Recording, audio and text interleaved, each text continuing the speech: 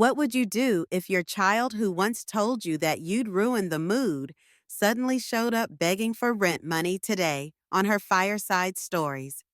I'm sharing the tale of a mother who found herself standing at her son's doorstep, holding evidence of a betrayal that would leave any parent breathless. Family loyalty has its limits, and this story explores exactly where that line gets drawn. The moment this mother makes her final decision will have you questioning everything you thought you knew about forgiveness. Stay with me until the very end, because the twist in this story isn't just unexpected, it's life-changing. If you've ever had to choose between protecting yourself or protecting family ties, this story will resonate deep in your soul. Hit subscribe now to join our Fireside family and make sure to tell me in the comments where you're listening from today. The conversation we're about to have might just change how you see your own relationships forever. I never imagined the day would come when my only child would glare at me with such callous indifference, practically sneering, as he said I'd ruin the mood at my own grandson's birthday party. It was like peering into the eyes of a stranger rather than Leon, the sweet boy I'd once cradled in my arms. My heart pounded with shock in that moment. This was the same son who'd sobbed on my shoulder the day his father, Robert, passed away.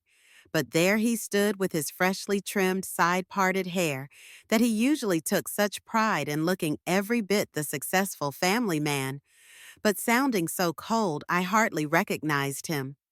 Worse yet, I had come to this celebration for my grandson Alan, who had just turned 8. Alan, who inherited his father's penchant for a carefully styled look, though, in Alan's case, it was an adorable tousled cut that made him look more mischievous than ever. At that moment, I couldn't help but stare at the swirl of balloons, the tables laden with bright confetti, the lavish cake at the center of it all.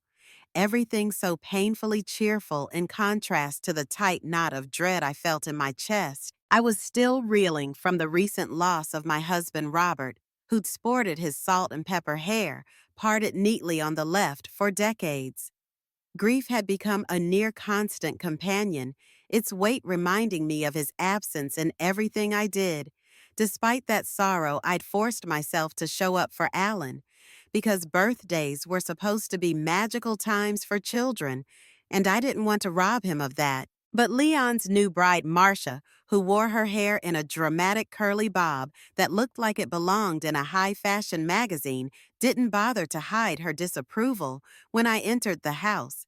She cast me a glossy smile that felt as fraudulent as her seemingly perfect life. When Leon finally uttered that stinging remark, accusing me of bringing my sadness to darken the festivities, a coldness spread through me I could hardly put into words. What was so wrong about a grandmother wanting to see her grandson blow out his birthday candles? Why did my presence offend them? And if they truly believed it was going to spoil the mood, why invite me in the first place? Yet even in my deepest hurt, I never suspected that the next words out of Leon's mouth would be a plea for money, one that would send my world careening down a darker path than I ever thought possible. After that devastating remark, I should have left the party. My instincts told me to slip out quietly, maybe with a polite excuse about not feeling well. But I couldn't tear my eyes away from Alan as he ran around the yard, his bright laughter echoing against the tall hedges. That childlike joy was what kept me from hightailing it back to my modest home. I'd spent so many years caring for people, from my dear late husband Robert to Leon and later Alan. Nurturing them was woven into my identity, an instinct deeper than any wound. Marcia was snapping photos with her phone, her curly bob bouncing as she maneuvered friends and neighbors into pose after pose. She had a way of orchestrating things, always controlling the narrative, orchestrating the perfect moment. With each flash, I saw how staged it all was. She'd always been impeccably dressed, hair and makeup done to perfection. At first, I admired her impeccable sense of style, some sort of high-fashion wave that never seemed to frizz. But as time went on, that carefully curated image started feeling like a mask. She was polite enough to me in public, but there was a steeliness in her eyes whenever she looked my way, as if I were a pesky obstacle to her plans. It wasn't until Leon cornered me near the punch bowl, his expression uneasy, that I realized there was more going on than just a birthday party. He shifted from one foot to the other, unable to hold my gaze for more than a second. "Mom," he whispered, glancing nervously at Marcia, who was busy entertaining guests. "I need a favor. Things are a bit tight this month." His tone was one of desperation, not arrogance, which softened the blow just slightly. He'd asked for money before, small amounts here and there. But this time something felt different, more urgent, more ominous. I swallowed hard, my grief still fresh from losing Robert, my confusion at Leon's earlier words still raw. How could he treat me like a pariah one minute and then beg for my financial support the next? My maternal instinct urged me to help, but there was a small, persistent voice inside me that reminded me of Robert's cautious advice. "Don't let him take advantage of you." "Eliza?" Robert had always been protective of me, worried that my big heart would leave me open to such manipulations. And now, as I stood between the swirl of balloons, the enticing aromas of party food, and the conflicting emotions raging in my chest, I felt Robert's absence more keenly than ever. I followed Leon into the living room, where the noise of the party dwindled into a low murmur. He explained that business was slow at his mechanic shop, and that Marcia's online fashion venture wasn't bringing in as much as they'd hoped. "We're behind on the mortgage," he said quietly, fiddling with a loose thread on his sleeve. His short, side-parted hair looked recently styled, but stress etched deep lines across his forehead. "Mom, if we can't make the payment this month, we could lose the house." For a moment, pity filled me. I remembered the day Leon moved into this spacious suburban home, eyes gleaming with pride. He and Marcia had insisted on a newly renovated two-story beauty with a backyard large enough for Alan to play soccer. They'd never asked me to pitch in for the down payment. They knew Robert had left me with some savings, and Leon must have guessed I was saving it for my golden years. But I'd always assumed they were doing fine financially. Now, though, it seemed that veneer of stability was fracturing. I asked him why Marcia's enthusiasm for lavish parties and designer clothes never wavered if money was so tight. His face fell and he glanced at the archway leading back to the party. "Marcia has certain expectations about our lifestyle. She doesn't like to downsize or skimp on appearances." He was whispering as if merely saying these words might summon her. "But I love her, Mom. I just need a little help right now, and I promise I'll pay you back." The sincerity in his voice tugged at my heartstrings, but so did the memory of him calling me a downer. Mere minutes ago, I couldn't help but remember how he'd told me not to bring my sadness to Alan's birthday, as though I were some malignant force threatening to spoil everyone's fun. Could I really trust him to repay me? Would my money merely vanish into the bottomless pit of Marcia's demands? Just then, Marcia appeared in the doorway, hair shimmering under the overhead lights, her eyes sharply narrowing. "Leon, the photographer wants to take some family pictures," she announced, her voice clipped. I watched him swallow hard, nodding as he spared me one last pleading glance. Then he followed her out, leaving me in the silence of the living room alone with 100 questions I couldn't begin to answer. Despite my better judgment, I offered to help Leon. Maybe I did it because Alan was caught in the crossfire, an innocent child who shouldn't have to lose his home or see his parents stress over money. Maybe I did it because a part of me still remembered Leon's wide-eyed innocence, the little boy who used to bring me wildflowers he'd plucked from the yard. Whatever the reason, I told him I'd write a check for that month's mortgage, but I also made it clear I wouldn't be his personal ATM. "This is a one-time thing," I warned him, my voice quavering with a mixture of sadness and resolve. He thanked me, hugging me tightly, but the gesture felt hollow. A small voice in my head asked if love and gratitude were the real reasons behind his embrace, or if it was all for show. A few days later, the check had cleared, and I hoped that would be the end of it. I returned to my quiet life, missing Robert more than ever. At 72, I'd never planned on living alone, never dreamed I'd face these stressful confrontations with my adult child. My own silver pixie cut once, a testament to my willingness to embrace aging gracefully, now felt like a symbol of everything I'd lost. I tried to keep busy baking, reading, tending to the roses Robert had planted along our fence line, but the house was too quiet without him. Then, out of the blue, Leon showed up at my doorstep with more demands. This time it was the car payments, then the utility bills. Each request chipped away at my patience, not to mention my bank account. I thought I made myself clear. I told him sternly. The last check was a one-time favor, not a habit. He looked genuinely embarrassed, but pressed on, claiming he needed just a little more support until his mechanic shop bounced back. Against my better judgment, I relented again, though every fiber of my being screamed that I should set firm boundaries. I tried to keep Alan in mind, tried to think of how frightened he might be if the family finances collapsed. But with every reluctant check, I wrote the memories of Leon's cold dismissal at the birthday party, lingered like a bruise that wouldn't fade. And looming over all of it was a sense that Marcia's long manicured nails were orchestrating these pleas, somehow pushing Leon to ask me for more and more. I began noticing unsettling things in the weeks that followed.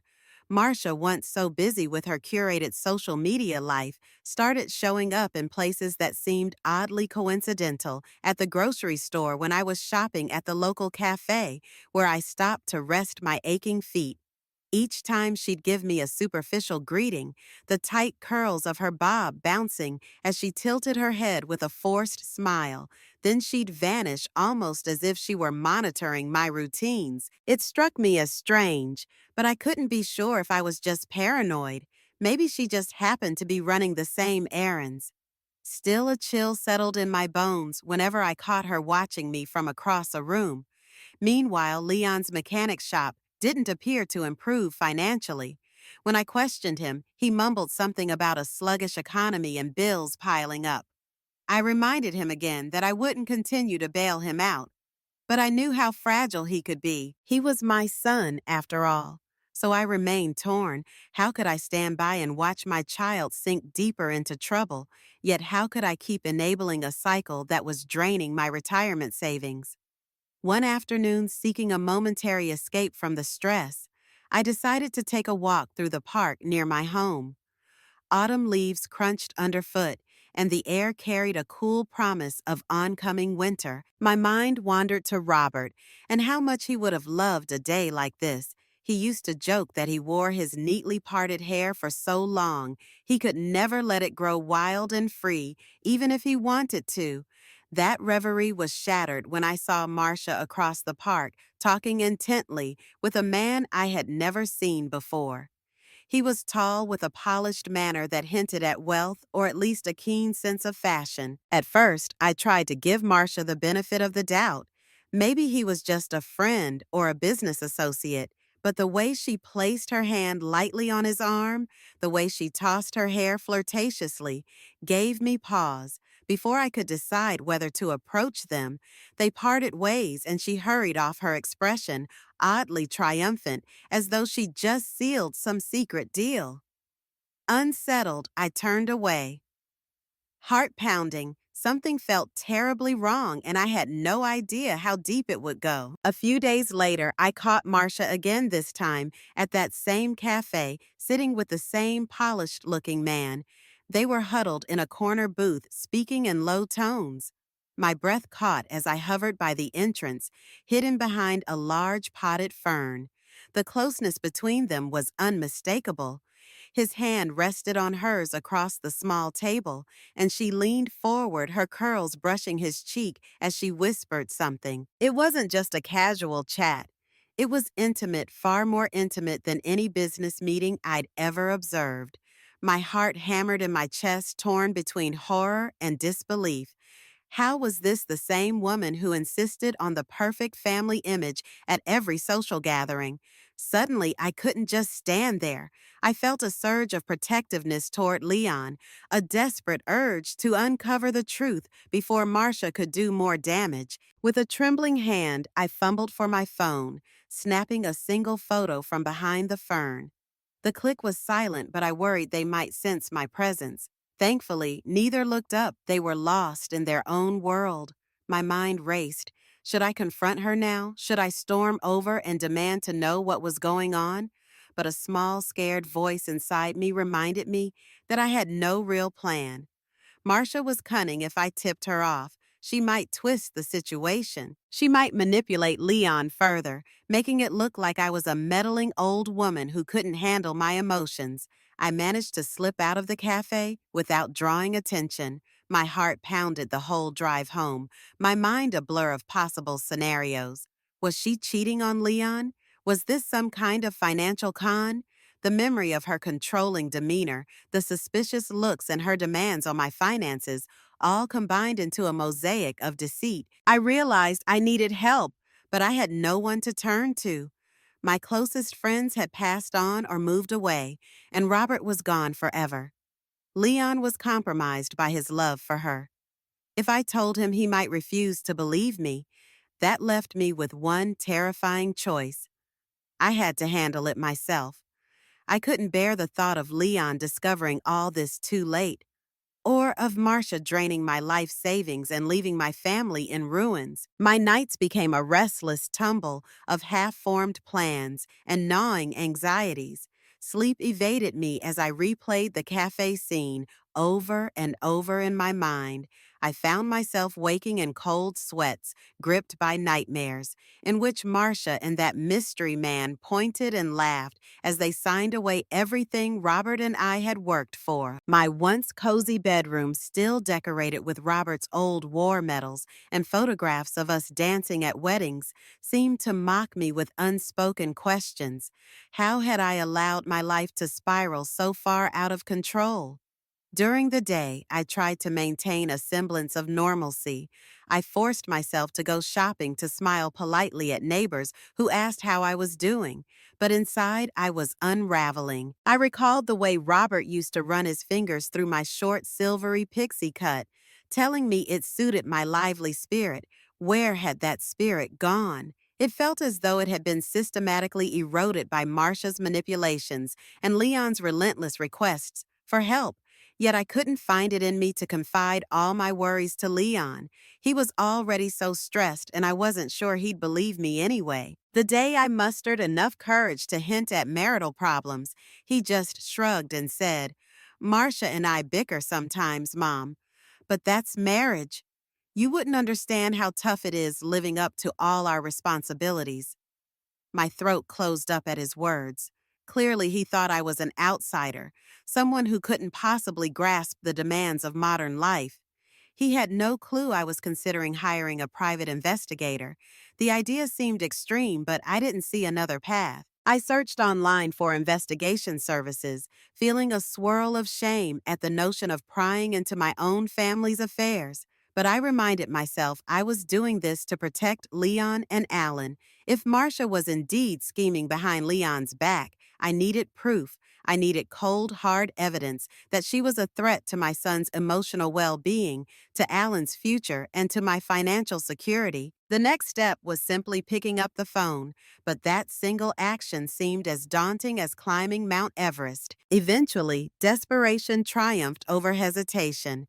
I made a discreet call to an agency run by a man named Owen Carter, a soft-spoken but resolute private investigator with a reputation for thoroughness. When I explained my suspicions, I expected him to react with cynicism or a dismissive tone. Instead, he listened patiently, interrupting only to clarify details: Marcia's name, the description of her curly bob, and the timeline in which her suspicious behavior had started. "We'll help you gather evidence," he said, his voice reassuring. "But I want to caution you, once you go down this road, you can't unsee what we might find." The gravity of those words settled over me like a heavy coat. I wanted truth no matter how painful it might be. We arranged to meet at a small diner in a neighboring town, somewhere neutral, far from prying eyes. The day of our meeting, I arrived early, anxious and fidgety. My reflection in the diner's window revealed tired eyes and a face etched with worry lines I didn't remember acquiring. Where was the vibrant woman Robert had fallen in love with all those years ago? When Owen finally walked in, I recognized him by the discreet, confident stride he carried. We settled into a booth in the back, the overhead light reflecting on the black marble table. He took out a small notepad pen at the ready. I recounted everything: Leon's money troubles, Marcia's questionable outings, and the photo I'd snapped secretly at the cafe. Owen scribbled down notes, nodding occasionally. He assured me confidentiality was paramount. I'll approach this with utmost discretion. Marcia won't even know she's under surveillance, he said, handing him a small deposit. I felt a pang of guilt. Part of me still refused to believe my life had come to this, yet the memory of Marcia's hand resting on that stranger's forearm pushed me forward, no matter what I had to protect my family and my future. As Owen left, I stared after him quietly, praying for strength. I wondered how far this would go and whether the truth would smash my relationship with Leon beyond repair. But something deep inside whispered that the damage was already done. My only choice now was to shine a light on the shadows that had crept into our lives and hope that in the end, we'd all survive the fallout. Days stretched on like a never-ending suspense novel. Owen kept me updated with cryptic texts. Following lead observed meeting, continuing surveillance, each message was a lifeline, reassuring me that my suspicions were being investigated. Meanwhile, Leon kept dropping by unannounced. He always looked tired, dark circles under his eyes, like a man who hadn't slept in weeks. It made me wonder if he suspected something was off with Marcia, or if he was just drowning under the financial stress. At first, I thought about telling Leon the truth that I'd hired an investigator, but I feared he'd perceive it as a betrayal, or worse, tip off Marcia. So I maintained my facade of polite concern, offering him tea or a home-cooked meal.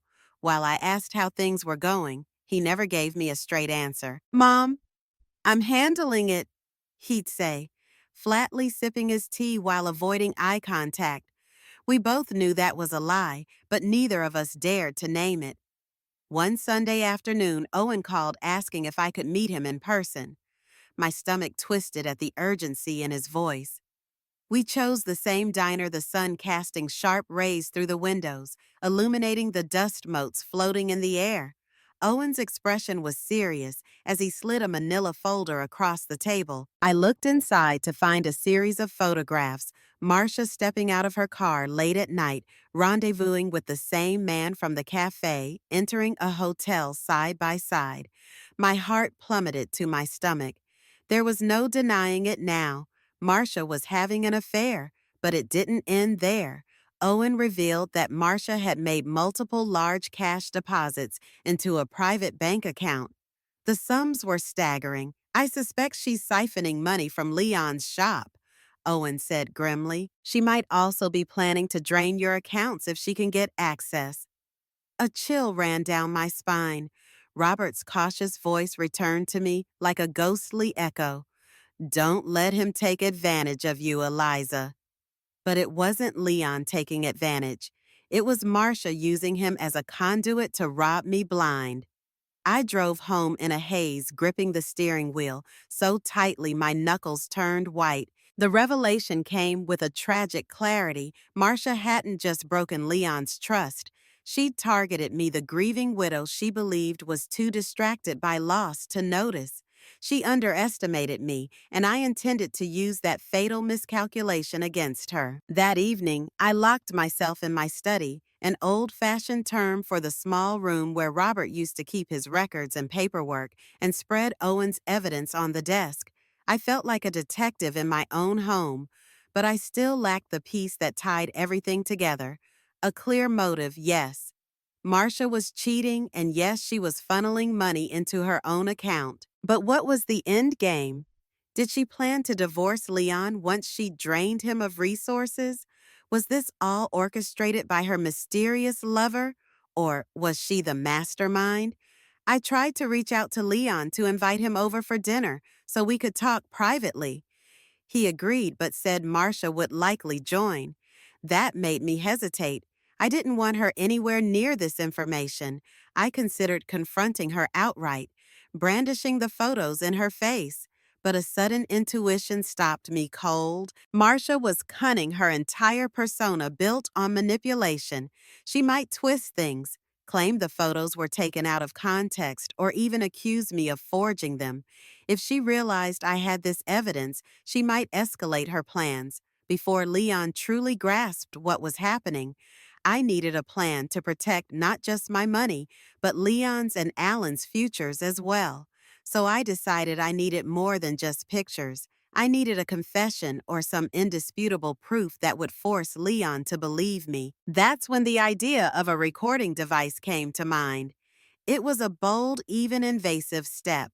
But after everything Marcia had done, secret hotel trips draining accounts behind our backs, didn't I have the right to fight fire with fire?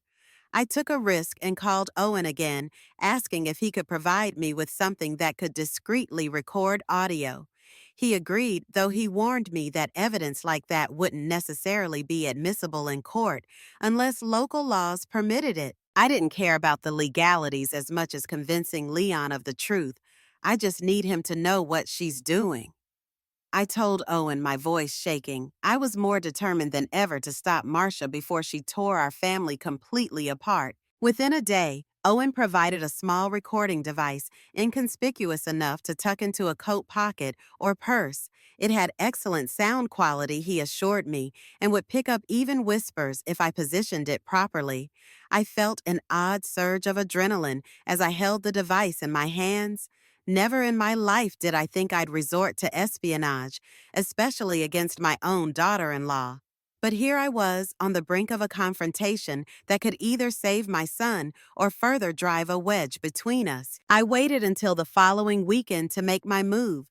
Alan would be at a friend's birthday party, leaving Leon and Marcia more accessible. I called them both and suggested a brief family meeting at my house under the guise of discussing estate matters. I'm getting older, I said, letting my voice waver. I just want to ensure everything is in order for the future. To my relief, they both agreed to come.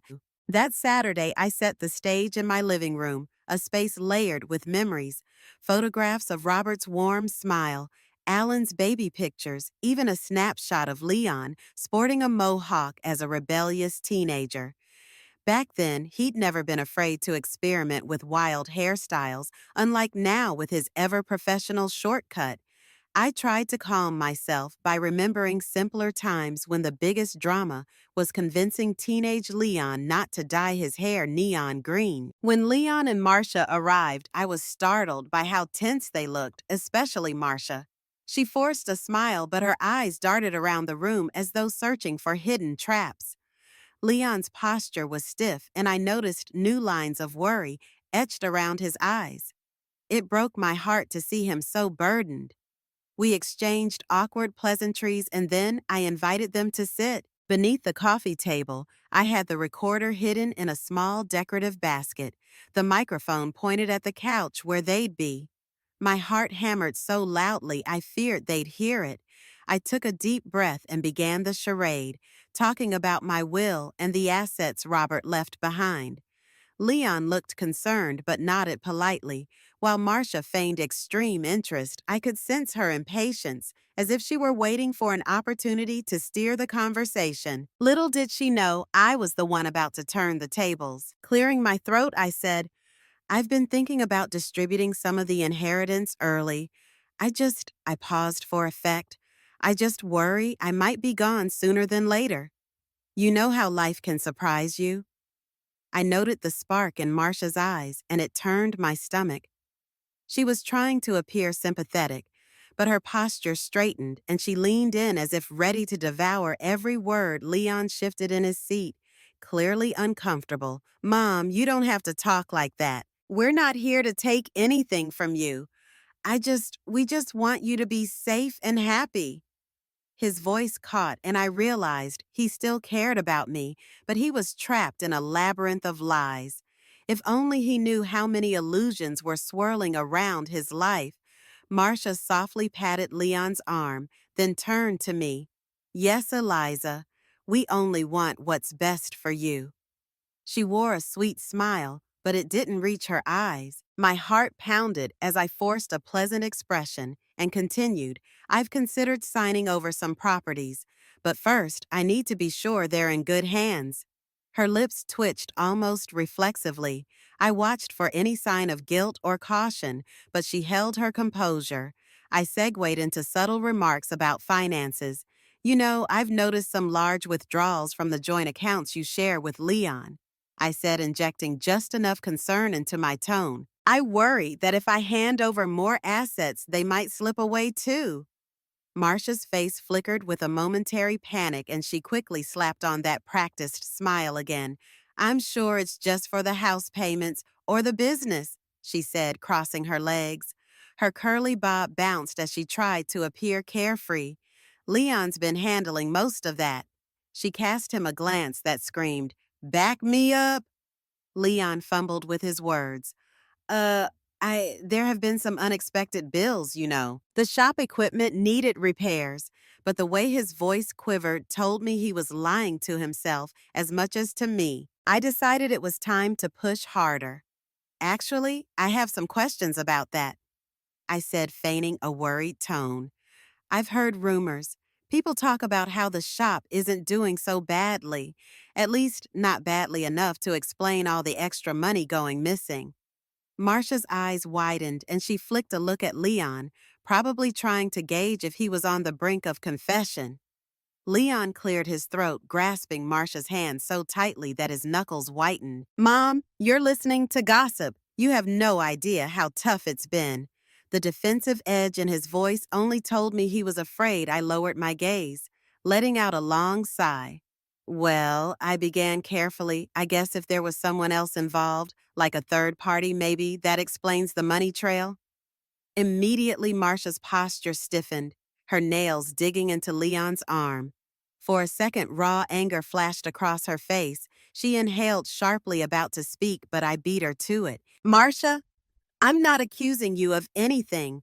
I'm just saying that if there's a financial arrangement, I'm unaware of you could tell me. She tried to regain her composure, plastering on a look of wounded dignity. How could you even suggest that, she said, almost hissing the words? We've had a rough time, but we're not criminals. Her mouth formed a defiant line, but I noticed she wasn't directly denying involvement with a third party. Leon, meanwhile, looked like he wanted to vanish into the sofa. Realizing I might not get a direct admission, I decided to throw in a new tactic. Let's talk about Alan, I said softly. He's been through so much tension, I worry about how the stress might be affecting him. Maybe we should do a paternity test just to quell any rumors that might arise about outside influences. The suggestion was so far out of left field, it stunned Leon into silence. Marcia's eyes nearly popped out of her head. Now she was trembling, and for the briefest moment, she seemed to lose her carefully maintained facade. No, that's ridiculous, she snapped, voice quavering. Why would you even suggest such a thing? But the panic in her tone was deafening. Whether Alan was Leon's biological child or not, I'd hit a nerve, and it was exactly the kind of reaction I'd hoped for. The tension in the room soared to such levels I thought the windows might shatter under the pressure. Marcia jerked to her feet, smoothed her hair with shaky fingers, and glared at me. I think we should leave, she said icily, turning to Leon. He looked torn, eyes flicking between us. He opened his mouth but didn't speak, perhaps unsure of which side to take. I recognized I needed to land a decisive blow if I wanted a real confession, something that would be captured clearly on the recorder. So I steadied myself and calmly said, Marcia, I'm doing this for my family. If you're truly part of this family, you'd have nothing to hide. She froze in place, eyes blazing with fury. Leon stood as well, trying to soothe her, but she yanked her arm away. "This is madness," she hissed. "You think you can just accuse me of all sorts of vile things?" Her voice grew louder and more shrill. "I won't stand for it." Hoping to push her just enough to make her slip, I said, "No one's accusing you of anything, but if I do happen to find that money was taken from me, if I do happen to confirm Alan might not be Leon's child, then you'll have to answer for it." Marcia's cheeks burned red and she spat. "Don't you dare pretend you're innocent in all this. You came here looking for a fight. You always act like you're so noble, but we both know you're just a sad, lonely widow who can't handle that life has moved on without her." She shot me a look of pure contempt, and I felt my heart stutter at the viciousness in her words. Yet I stayed silent, letting her outburst echo in the room, realizing she might have gone too far. Marcia took a step back, but the damage was done. My recorder, hidden discreetly, had captured her venomous tirade. When she whirled around to leave, Leon followed, calling a terse goodbye over his shoulder. The slamming front door reverberated through my entire body like a final punctuation mark. I exhaled a shaky breath, tears threatening to break free. I'd gotten what I needed, her unguarded hostility, but the personal cost felt enormous. I was so shaken that for several minutes after they left, I just sat on the sofa, numb and trembling. The adrenaline that had fueled me drained away, leaving me feeling hollow. Slowly, I gathered myself, reached under the coffee table for the recording device, and slipped it into my hands. My fingers felt like lead as I turned it off, heart hammering with the knowledge of what might be on there. All the vile accusations, the anger, the hints at deeper betrayals, it was captured in crisp digital audio. I didn't dare play it back yet. Instead, I went to the kitchen for a glass of water, noticing how my hands shook as I turned on the faucet. My reflection in the window above the sink looked like a stranger's. My hair, my short silver pixie that once made me feel bold, now appeared disheveled as though it too were exhausted by all the drama. In that moment, I felt Robert's absence acutely. What would he say if he saw the lengths I'd gone to? Would he understand, or would he be dismayed by how I'd resorted to these covert tactics? I tried to reassure myself this was for Leon, for Alan. I had to expose Marcia. The alternative, doing nothing, would leave my entire family vulnerable to her machinations. She'd keep siphoning funds, keep meeting her mysterious lover, and keep toying with Leon's emotions. Perhaps worst of all, she might one day decide to throw me back into that lonely place she believed I belonged, cutting me off from the grandson I cherished. After downing the glass of water, I summoned enough courage to play back the recording.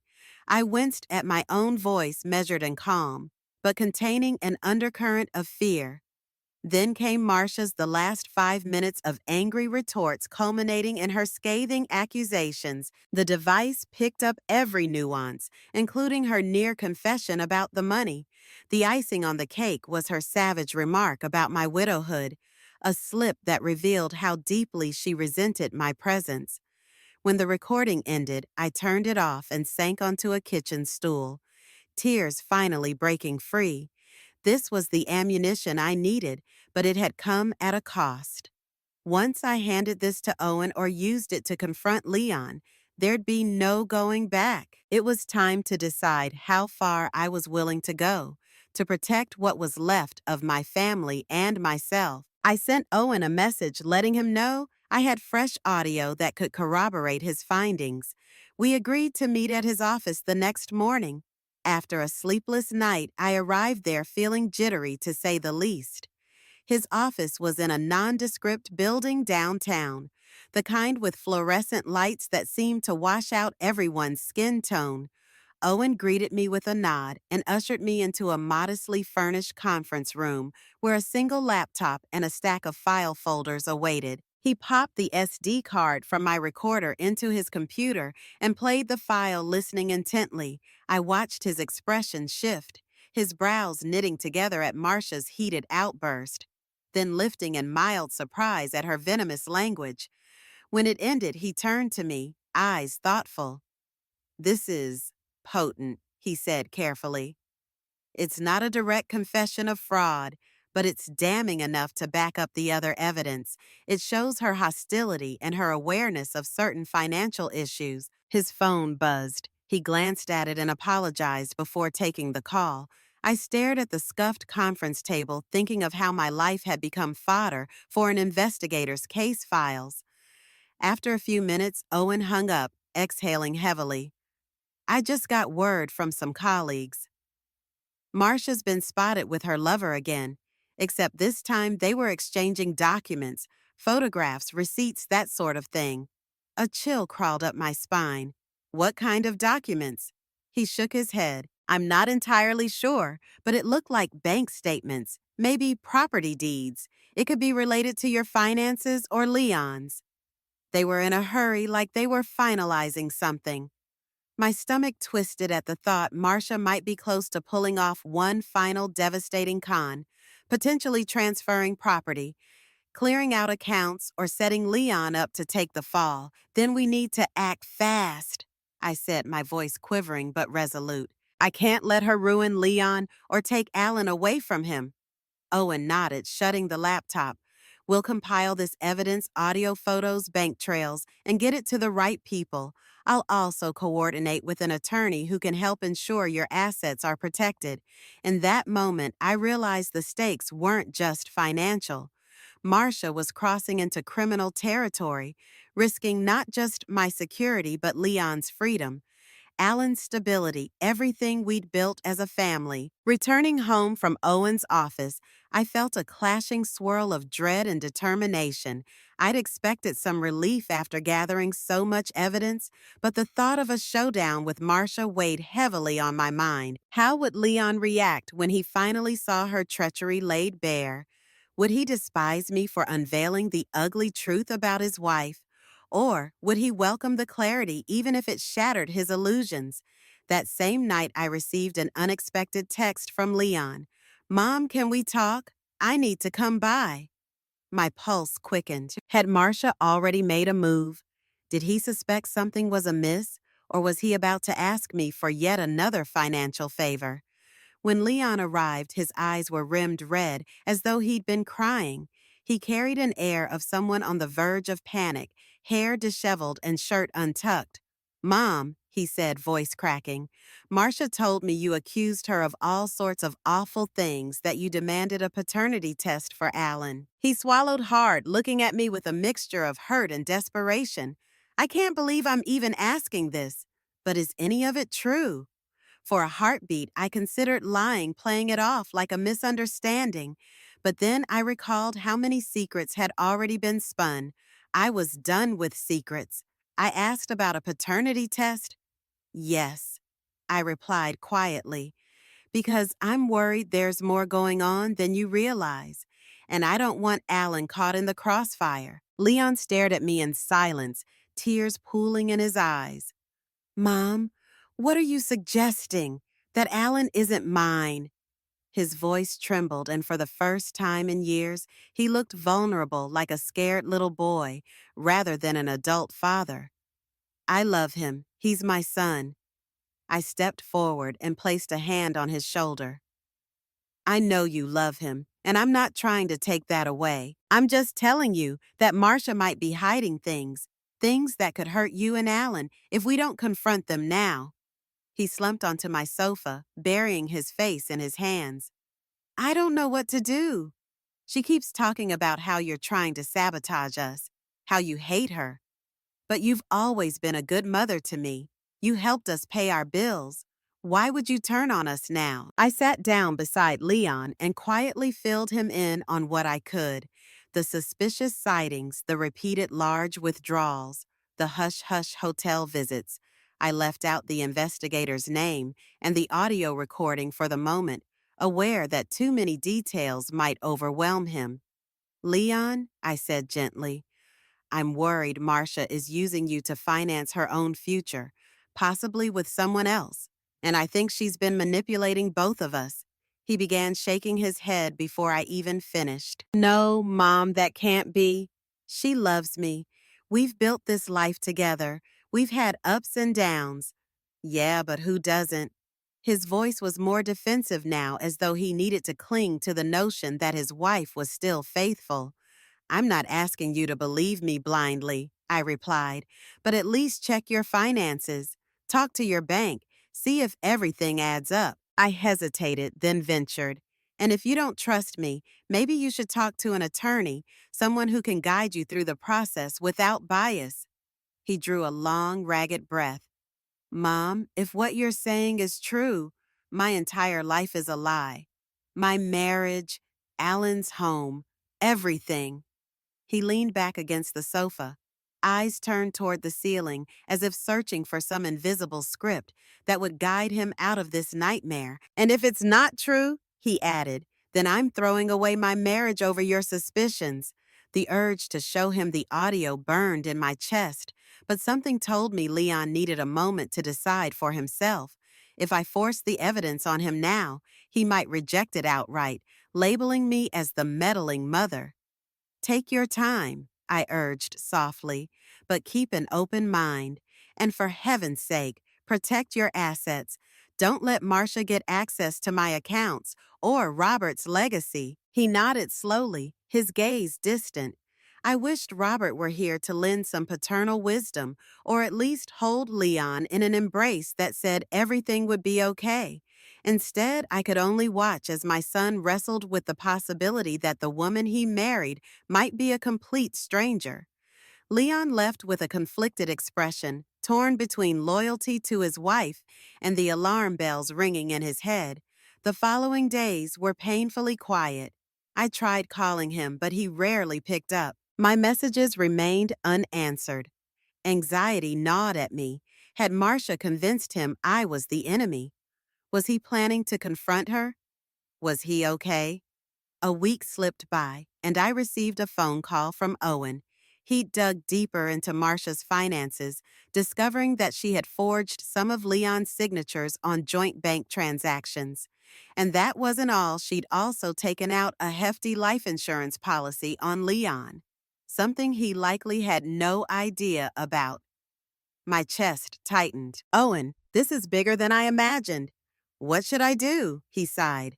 Legally forging signatures is a serious crime, and the hidden life insurance policy is suspicious. She might be planning something extreme, or it could just be another part of her scheme to funnel money to herself. Either way, we have enough to involve law enforcement if that's your choice. I froze at the suggestion of calling the police. Marcia was a snake, no doubt, but pressing charges meant public humiliation for Leon and a painful legal process for Alan. Could I subject my family to that? Yet if Marcia was forging documents, who knew how far she was willing to go? Before I could decide, I got an unexpected visit from Marcia herself. She showed up at my house one afternoon, hair impeccably styled, wearing an elegant coat that probably cost as much as my monthly groceries. I need to talk to you, she stated, her tone icy. I considered refusing her at the door, but curiosity won. I ushered her inside, leading her to the living room, where Robert's old rocking chair stood as a silent witness. Marcia didn't sit, though. She stood by the fireplace, arms crossed. I know you've been poking around my business, she said, voice taut with hostility, and I know you're trying to turn Leon against me. It won't work. I stared at her, stunned by her audacity. How much did she know? Had she discovered Owen's surveillance? She pressed on, stepping forward until she was uncomfortably close. You think you're so clever, Eliza. But Leon is my husband. He'll always choose me over a bitter, lonely old woman who can't move on from her dead husband.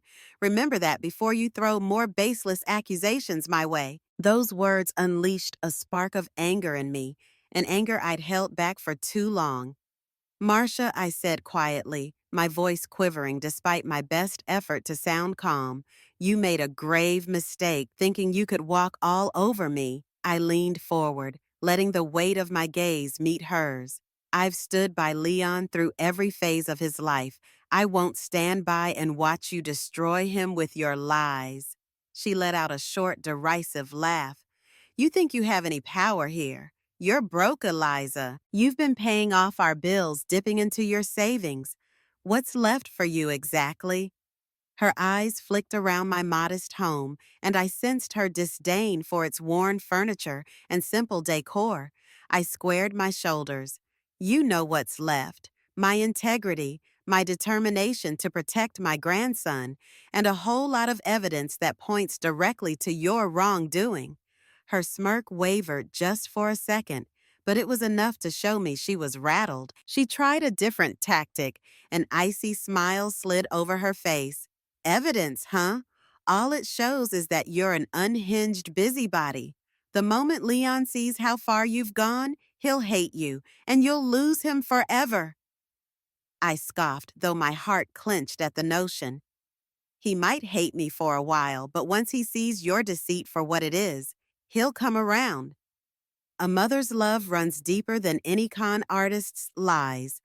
There it was, the first time I'd openly called her what she was.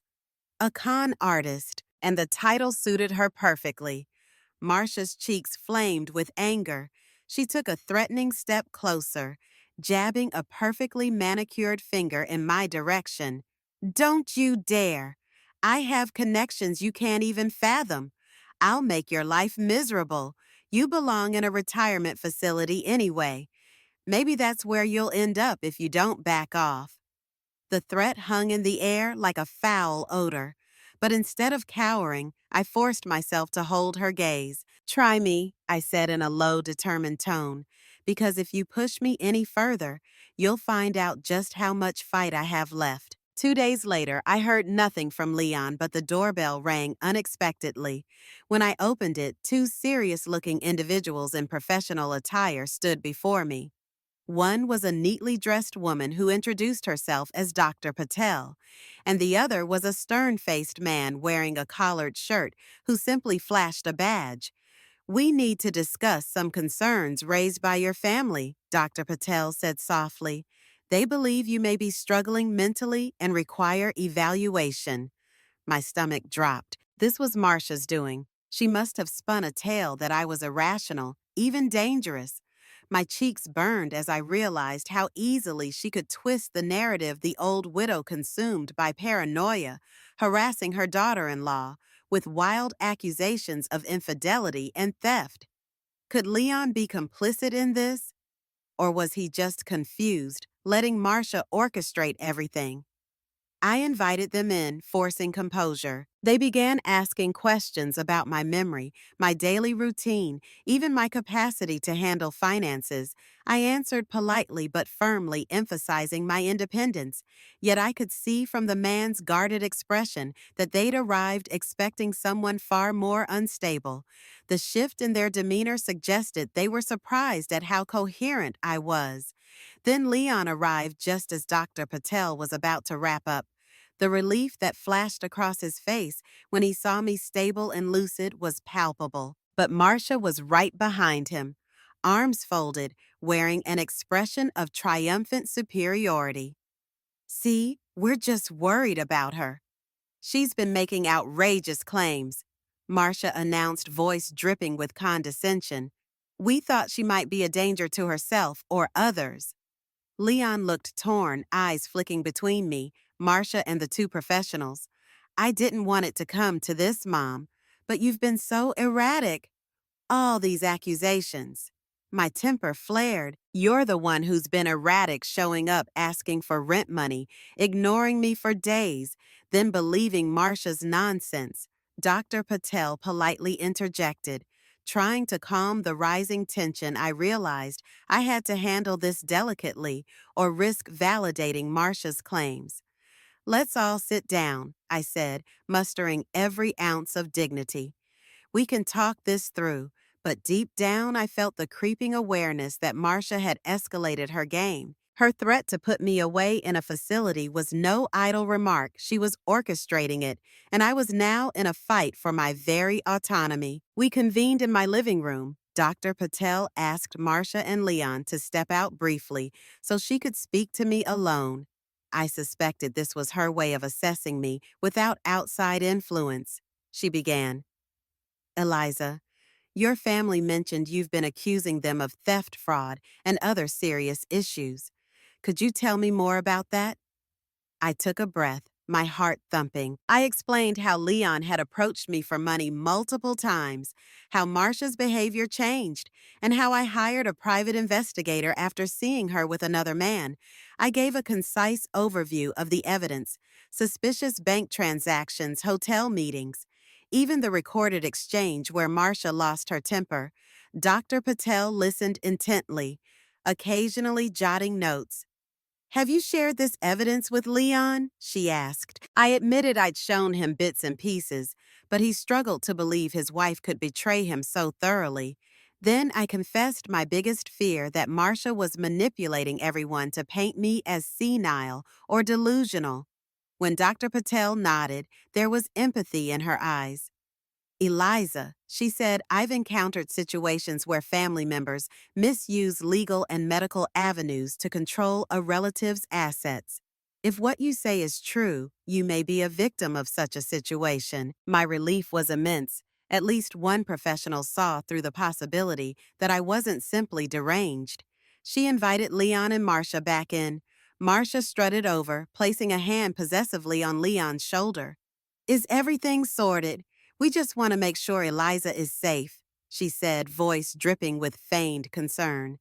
Dr. Patel calmly explained that based on her initial assessment, I showed no signs of cognitive decline that merited forced care. I almost smirked watching Marcia's expression falter. Leon looked momentarily relieved, but confusion still warred in his features. Marcia's face hardened. She recovered quickly, pivoting to accuse me. She's probably hiding her symptoms. She's paranoid. She even keeps talking about this alleged detective and proof she has. Leon stepped forward, clearly wanting to diffuse the tension, but I stood my ground. Marcia, I said quietly, sometimes the truth is plain to see, if you're brave enough to look.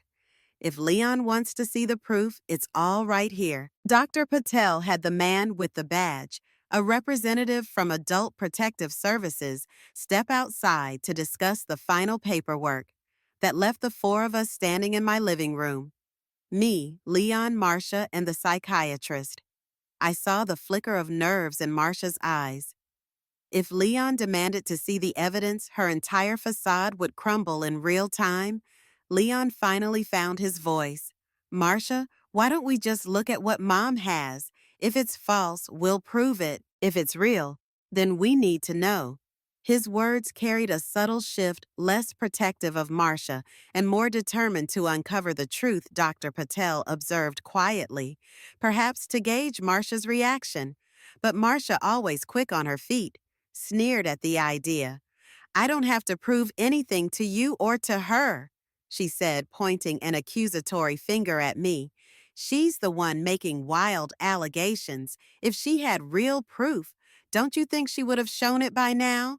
That was my cue. With a steady hand, I reached for a small flash drive on the side table. I have a folder of documents here, bank statements with Leon's forged signatures and photographs from the investigator. And I have an audio clip of you admitting to draining resources and insulting me, Marcia. I offered the flash drive to Dr. Patel, who took it with a professional nod. Doctor, Patel turned to Marcia, politely asking, is there a reason you would not want Leon to see these? Marcia's lips parted, but no sound came out. Her grip on Leon's shoulder tightened as though trying to keep him physically and emotionally anchored to her side. Yet I could see the resolve hardening in Leon's face. He sensed the gravity of my words. Fine, he said, stepping away from Marcia. Let me see it.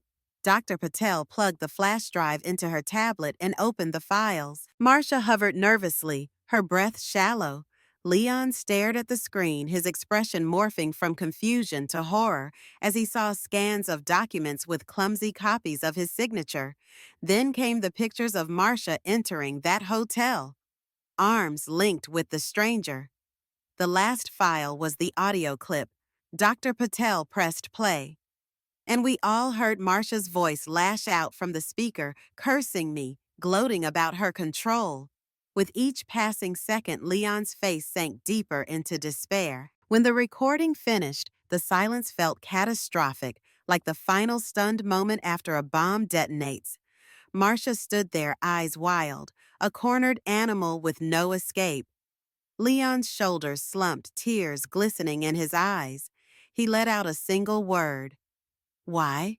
Marcia opened her mouth, but no coherent excuse formed.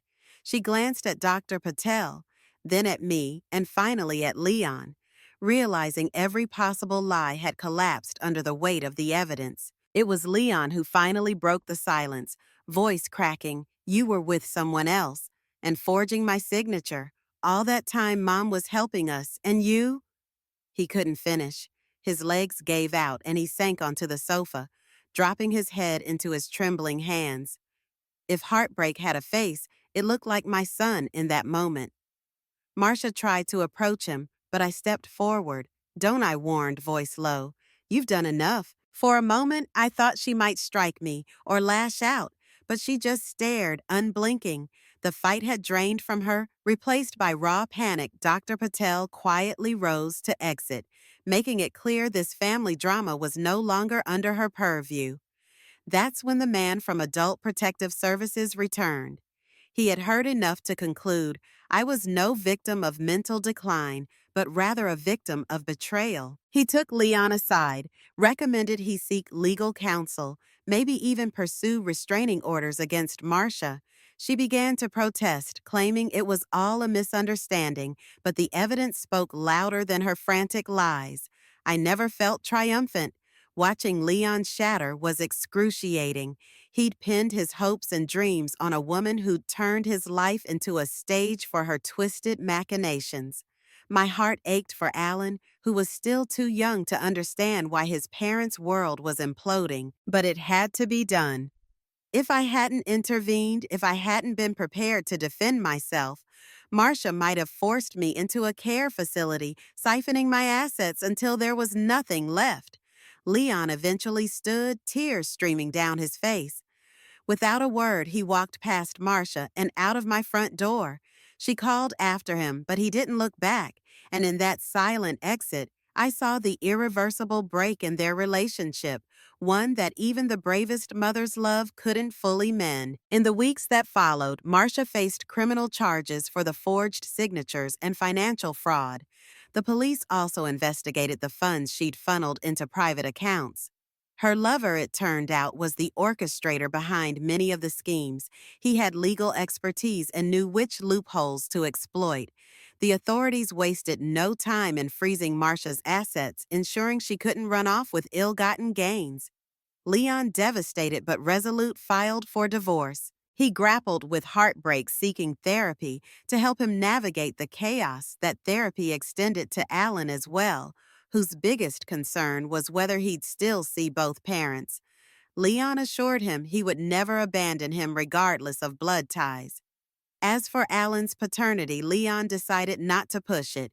"He's my son, no matter what," he told me tearfully one night, short, hair disheveled as though he'd just woken from a nightmare. If Marcia's betrayal doesn't negate how I feel about him, a DNA test won't either.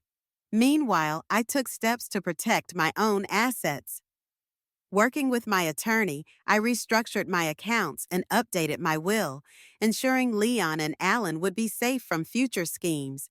I even sold the old family home. Too many ghosts lingered in its rooms. Instead, I found a cozy single-story house with a small garden where I could plant new memories. My silver pixie cut, once symbolic of heartbreak, now felt like a statement of resilience, a reflection of the woman who'd survived betrayal, blackmail, and near institutionalization. Amid the heartbreak and legal tangles, Leon came to me, tears in his eyes, asking for forgiveness. He apologized for dismissing me for believing Marcia's twisted stories. My heart clenched with both pain and relief. I pulled him into a hug, sensing the lost little boy. He used to be the one who relied on me for comfort. "We move forward," I whispered, tears in my own voice. We keep going one day at a time. Eventually, Marcia accepted a plea deal, avoiding a lengthy prison sentence, but losing custody of Alan. She vanished from our lives as abruptly as she'd appeared, leaving behind a trail of legal fees and broken hearts. As for me, I found solace in rebuilding what remained my bond with Leon, my future with Alan, and the enduring memory of Robert, who used to run his fingers through my hair with quiet pride. We'd been battered by betrayal, but we emerged stronger, free to step into whatever tomorrow might hold. As the flames of today's story begin to settle, I hope the warmth of its message lingers in your heart. What began as a tale of betrayal transformed into something far more powerful, a testament to the strength we find when we stand in our truth. Some battles aren't chosen, they're thrust upon us, and this mother's courage to face her reality head on reminds us that sometimes the hardest fights are the ones most worth winning. Has life ever tested your boundaries in ways you never imagined? Has someone's betrayal forced you to discover strength you didn't know you had? Share your story in the comments. Our fireside circle grows stronger with each voice added. Before you go, if this story touched something deep within you, consider becoming part of our fireside family by subscribing.